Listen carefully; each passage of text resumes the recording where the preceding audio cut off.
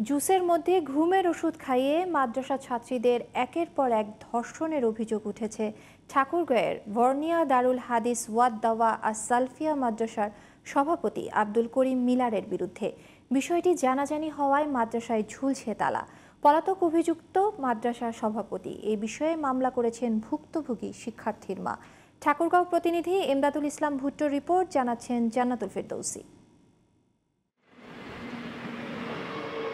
জুসের মধ্যে ঘুমের ওষুধ খাইয়ে ছাত্রীদের একের পর এক ধর্ষণের অভিযোগ উঠেছে ঠাকুরগাঁয়ের রানীশঙ্কল উপজেলার ভরনিয়া গ্রামের ভরনিয়া দারুল হাদিস ওয়াদ দাওয়া আর সালাফিয়া মাদ্রাসার সভাপতির বিরুদ্ধে। জুস খাবা, দুইজন বললাম যে না, একজন বললো যে খাবো। বাতি আমরা অন করে ঘুমাইছিলাম, পরে দেখে বাতি নিভানো আছে। ওইটা বাতি অন করে দেখে সভাপতি আর মেয়েটা ওরকম ছিল। তারপরের দিন ডাকলো, ওই মেয়েটা আর বাবা মাকে নিয়ে এসে ওর বেডিংপত্র নিয়ে চলে গেল। পরে একটা আব্দুল্লাহ হাজি ওখানকার কমিটি, ও বললো যে এগুলো আর বাড়াবাড়ি করিও না, এখান থেকে আমরা দেখছি কি করা যায়। বাজারে মিছিল বের করছিলাম, সে ওর বাড়িতে আমরা গেছিলাম। এখানে একটা ধর্মীয় মানহানি হয়েছে, আবার হচ্ছে নারী নির্যাতন হয়েছে, মানে ধর্ষক যেটাকে বলে।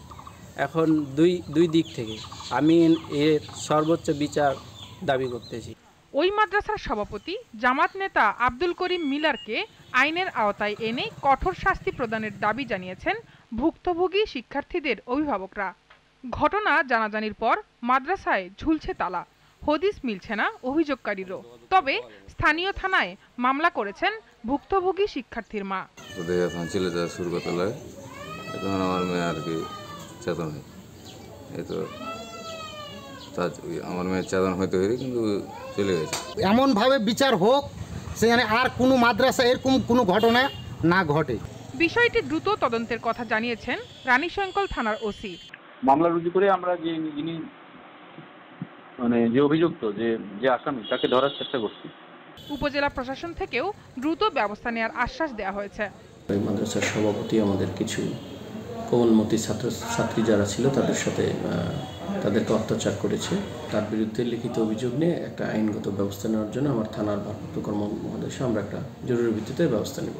সন্তানের নিরাপত্তা এবং এ ধরনের ঘটনার পুনরাবৃত্তি ঠেকাতে প্রশাসনকে কঠোর হওয়ার দাবি জানিয়েছেন এলাকাবাসী। জান্নাতুল ফেরদৌসী, জিটিভি নিউজ।